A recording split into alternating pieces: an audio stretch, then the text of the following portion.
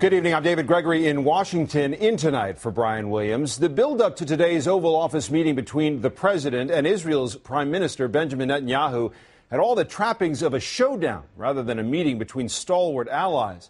And one day after Mr. Obama urged Israelis and Palestinians to agree to a Palestinian state with the pre-1967 borders as a starting point, the Israeli leader made it clear he was not on board. This was more than an awkward day of diplomacy. It has ramifications for the already unstable Middle East and political implications for the 2012 campaign here at home. We begin our coverage tonight with our chief White House correspondent, Chuck Todd. Chuck? Good evening, David. The president did a bit of a diplomatic dance today. He was trying to bridge that rhetorical divide with the Israeli prime minister. It was no easy task. Prime Minister Netanyahu. 24 hours after igniting a mini firestorm with the leader of Israel, the president tried to cool tensions. Obviously, there are some differences between us in the precise formulations and language, and that's going to happen between friends. That language disagreement? The president's declaration yesterday that any peace negotiations with the Palestinians begin with the assumption that Israel go back to the borders it had before the 1967 Arab-Israeli War. That sparked some pro-Israeli protests in New York today. President Obama is basically negotiating for the Palestinians. Today, the president never uttered the phrase 1967 borders, but Netanyahu did. First is that while Israel is prepared to make generous compromises for peace, it cannot go back to the 1967 lines because these lines are indefensible. Netanyahu argued that the demographics make it impossible to go back. 130 settlements with more than 300,000 Israelis reside outside those lines. The tension in the Oval Office was clear as the prime minister offered an almost point-by-point rebuttal to Mr. Obama's Thursday speech. As I told you in our conversation, we don't have a lot of margin for error. And because, Mr. President, history will not give the Jewish people another chance. It seemed a little bit like a hectoring college lecturer, and the president looked a bit like the student in the lecture who really didn't want to be there. There was strong agreement from the two on Hamas, a group the United States has declared a terrorist organization who's now aligned with the Palestinian government. Hamas has been and is an organization that has resorted to terror. It is not a partner for a significant, realistic peace process. The president could get another cool reception on Sunday morning when he addresses the largest pro-Israel American lobby, AIPAC. There, Israelis are hoping the president will announce that he's going to visit Israel next month. White House sources tell me that is highly unlikely, David. We'll be watching Chuck Todd at the White House to get us started here tonight. Chuck, thanks very much. I'm joined here by our chief foreign affairs correspondent, Andrea Mitchell. What a week, Andrea. It begins with the president saying now more than ever there's got to be a peace deal. It ends by all the sides being pretty far apart. Very far apart. It was really tough. I was told that even some Israeli officials, David, were uncomfortable with what they acknowledged was a lecturing tone by the prime minister, but he felt very strongly he had to say this to the world, to President Obama's face. And on top of that, they had a call. He called Hillary Clinton yesterday before the speech, hours before the speech, when they heard that the president was going to use this language. And I was told, well, he didn't shout at her, he didn't scold her, but it was really tough. They did meet for 2 hours, one-on-one. They canceled a lunch meeting with aides, so they got to the bottom of their disagreements. But it is very tough going on from here. Not a peace process that's about to start. No, not in fact until, as Chuck pointed out, until the Palestinians deal with Hamas. Both sides agree on that. The next stage will be the president's speech to the Israeli lobby on Sunday. And quickly, the 2012 politics here are profound. The Republicans are coming after the president. They really are. And they see a chance to try to redefine Barack Obama, as they did somewhat successfully in 2008 as an opponent of Israel. And he is going to have to deal with that politically because they think that they can hit him where it hurts with Jewish American support and fundraising. All right, Andrea Mitchell here with me in Washington. Andrea, thanks very much. Good. Well, let me first of all welcome once again Prime Minister Netanyahu, who I think has now been here 7 times during the course of my presidency. And I want to indicate that the frequency of these meetings is an indication of the extraordinary bond between our two countries, as is the opportunity for the Prime Minister to address Congress during his visit here.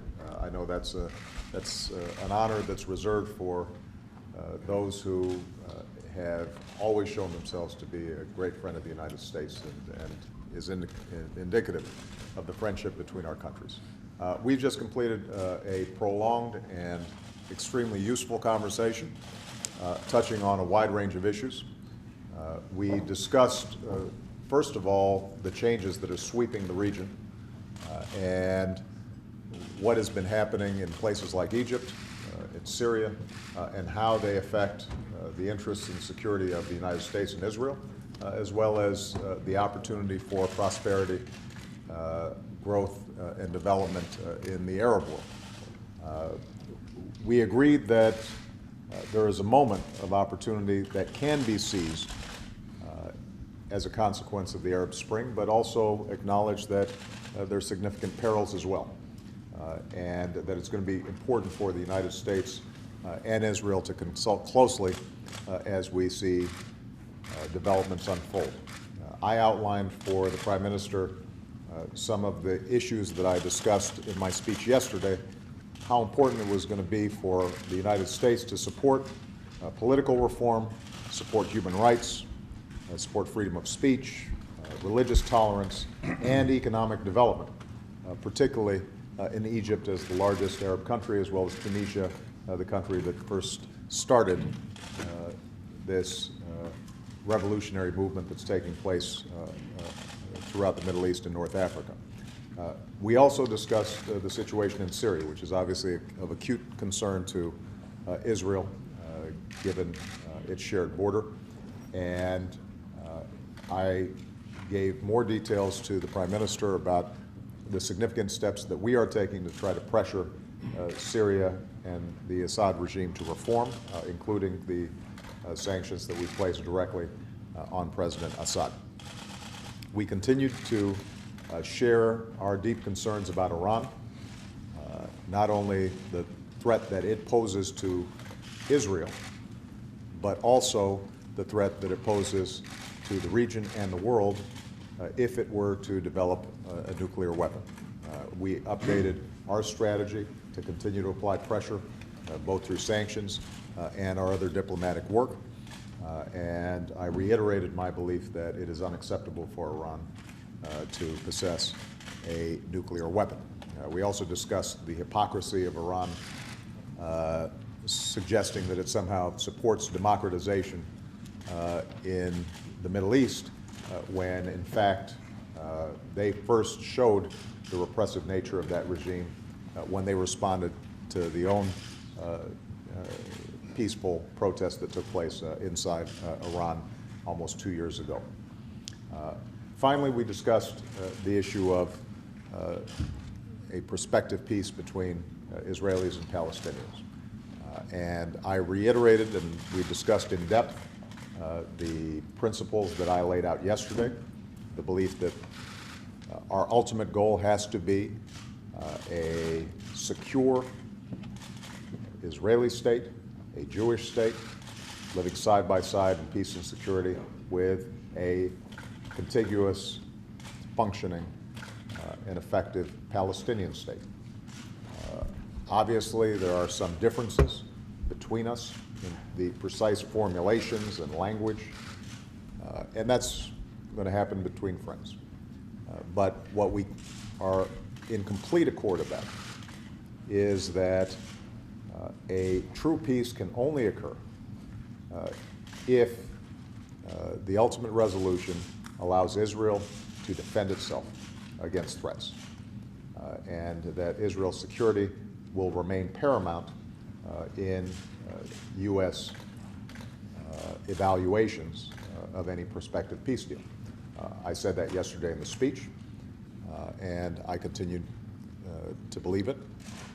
And I think that it is possible for us to shape a deal that allows Israel to secure itself, not to be vulnerable, but also allows it to resolve what has obviously been a wrenching issue for both peoples for decades now. I also pointed out, as I said in the speech yesterday, that it is very difficult for Israel to be expected to negotiate in a serious way with a party that refuses to acknowledge its right to exist. And so that for that reason, I think the Palestinians are going to have to answer some very difficult questions about this agreement that's been made between Fatah and Hamas. Hamas has been and is an organization that has resorted to terror, that has refused to acknowledge Israel's rights to exist. It is not a partner for a significant, realistic peace process. And so, as I said yesterday during the speech, the Palestinians are going to have to explain how they can credibly engage in serious peace negotiations in the absence of observing the quartet principles that have been put forward previously. So overall, I thought this was an extremely constructive discussion. And coming out of this discussion, I once again can reaffirm that the extraordinarily close relationship between the United States and Israel is sound and will continue, and that together, hopefully, we are going to be able to work to usher in a new period of peace and prosperity in a region that is going to be going through some very profound transformations in the coming weeks, months, and years. So, Mr. Prime Minister, welcome. Great to see you. Thank you very much. Mr. President, first I want to thank you and the First Lady for the gracious hospitality that you've shown me, my wife, and our entire delegation.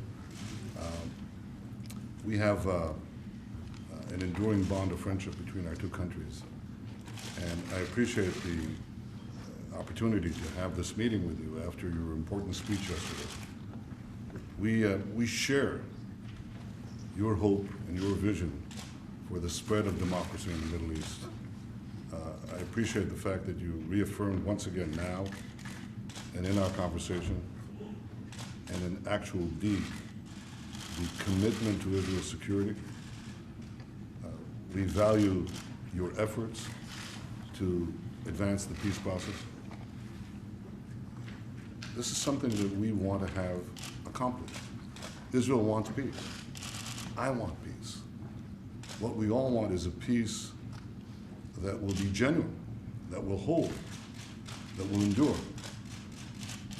And I think that we both agree that a peace based on illusions will crash eventually on the rocks of Middle Eastern reality. And that the only peace that will endure is one that is based on reality, on unshakable facts. I think for there to be peace, the Palestinians will have to accept some basic reality. The first is that while Israel is prepared to make generous compromises for peace, it cannot go back to the 1967 lines, because these lines are indefensible, because they don't take into account certain changes that have taken place on the ground, demographic changes that have taken place over the last 44 years. Remember that before 1967, Israel was all of 9 miles wide, half the width of the Washington Beltway. And these were not the boundaries of peace. They were the boundaries of repeated wars, because the attack on Israel was so attractive for them. So we can't go back to those indefensible lines, and we're going to have a long-term military presence along the Jordan. I discussed this with the President. I think that we understand that Israel has certain security requirements that will have to come into place in any deal that we make. The second is echo something the President just said, and that is that Israel cannot negotiate with a Palestinian government that is backed by Hamas. Hamas, as the President said, is a terrorist organization committed to Israel's destruction. It's fired thousands of rockets on our cities, on our children. It's recently fired an anti-tank rocket at a yellow school bus, killing a 16-year-old boy. And Hamas has just attacked you, Mr. President, and the United States for ridding the world of bin Laden. So Israel obviously cannot be asked to negotiate with a government that is backed by the Palestinian version of al-Qaeda. I think President Abbas has a simple choice. He has to decide if he negotiates or keeps his pact with Hamas or makes peace with Israel. And I can only express what I said to you just now, that I hope he makes the choice, the right choice of choosing peace with Israel. The third reality is that the Palestinian refugee problem will have to be resolved in the context of a Palestinian state, but certainly not in the borders of Israel. The Arab attack in 1948 on Israel resulted in two refugee problems: Palestinian refugee problem and Jewish refugees, roughly the same number, who were expelled from Arab lands. Now, tiny Israel absorbed the Jewish refugees, but the vast Arab world refused to absorb the Palestinian refugees. Now, 63 years later, the Palestinians come to us and they say to Israel, accept the grandchildren, really, and the great-grandchildren of these refugees, thereby wiping out Israel's future as a Jewish state. So it's not going to happen. Everybody knows it's not going to happen. And I think it's time to tell the Palestinians forthrightly, it's not going to happen. The Palestinian refugee problem has to be resolved. It can be resolved. And it will be resolved if the Palestinians choose to do so in a Palestinian state. That's a real possibility. But it's not going to be resolved within the Jewish state. The President and I discussed all these issues, and I think we may have differences here and there, but I think there's an overall direction that we wish to work together to pursue a real, genuine peace between Israel and its Palestinian neighbors, a peace that is defensible. Mr. President, you're the leader of a great people, the American people, and I'm the leader of a much smaller people. A great people. It's a great people, too. It's the ancient nation of Israel. And you know, we've been around for almost 4,000 years. We've experienced struggle and suffering like no other people. We've gone through expulsions and pogroms and massacres and the murder of millions. But I can say that even at the nadir of the valley of death, we never lost hope, and we never lost our dream of reestablishing a sovereign state in our ancient homeland, the land of Israel. And now it falls on my shoulders as the Prime Minister of Israel at a time of extraordinary instability and uncertainty in the Middle East to work with you to fashion a peace that will ensure Israel's security and will not jeopardize its survival. I take this responsibility with pride, but with great humility, because, as I told you in our conversation, we don't have a lot of margin for error. And because, Mr. President, history will not give the Jewish people another chance. So in the coming days and weeks and months, I intend to work with you to seek a peace that will address our security concerns, seek the genuine recognition that we wish from our Palestinian neighbors, and give a better future for Israel and for the entire region. And I thank you for the opportunity to exchange our views and to work together for this common end. Thank you, Mr. President. Thank you. Thank you very much, guys. For decades, the conflict between Israelis and Arabs has cast a shadow over the region. For Israelis, it has meant living with the fear that their children could be blown up on a bus or by rockets fired at their homes, as well as the pain of knowing that other children in the region are taught to hate them. For Palestinians, it has meant suffering the humiliation of occupation and never living in a nation of their own. Moreover, this conflict has come with a larger cost to the Middle East, as it impedes partnerships that could bring greater security and prosperity and empowerment to ordinary people. For over 2 years, my administration has worked with the parties and the international community to end this conflict, building on decades of work by previous administrations. Yet expectations have gone unmet. Israeli settlement activity continues. Palestinians have walked away from talks. The world looks at a conflict that has grinded on and on and on and sees nothing but stalemate. Indeed, there are those who argue that with all the change and uncertainty in the region, it is simply not possible to move forward now. I disagree. At a time when the people of the Middle East and North Africa are casting off the burdens of the past, the drive for a lasting peace that ends the conflict and resolves all claims is more urgent than ever. That's certainly true for the two parties involved. For the Palestinians, efforts to delegitimize Israel will end in failure. Symbolic actions to isolate Israel at the United Nations in September won't create an independent state. Palestinian leaders will not achieve peace or prosperity if Hamas insists on a path of terror and rejection. And Palestinians will never realize their independence by denying the right of Israel to exist. As for Israel, our friendship is rooted deeply in a shared history and shared values.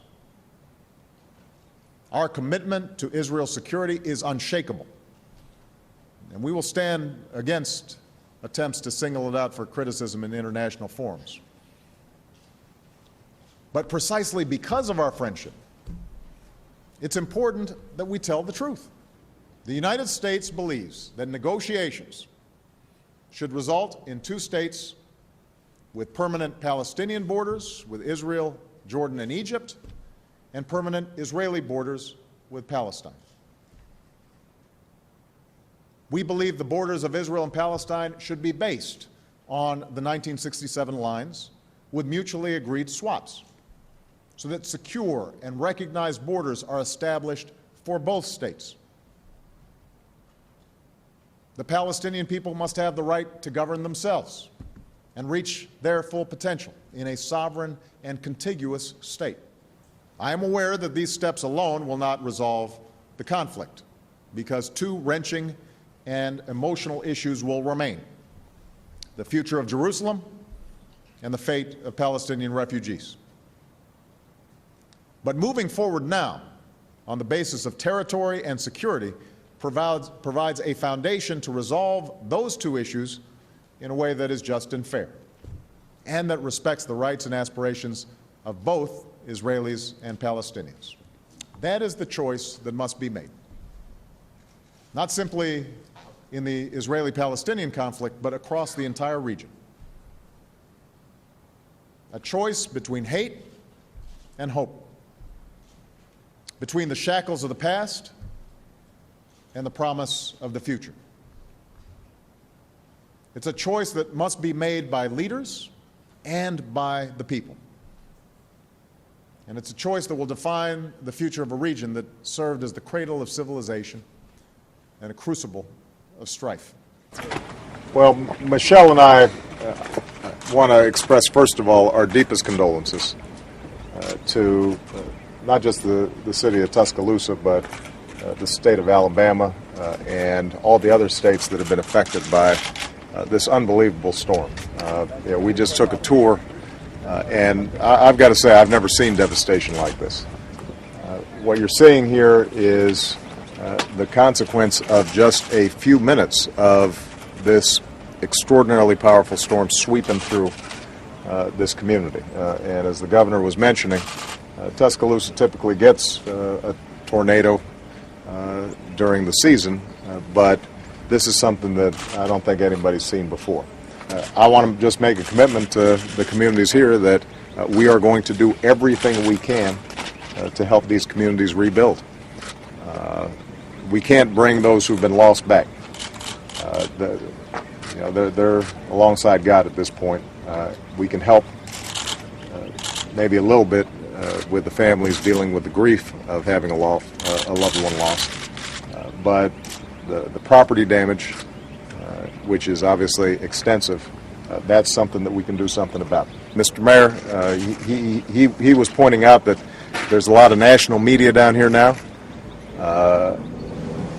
and the mayor expressed the concern that perhaps the media will move on in a day or a week or a month, and that folks will forget what's happened here.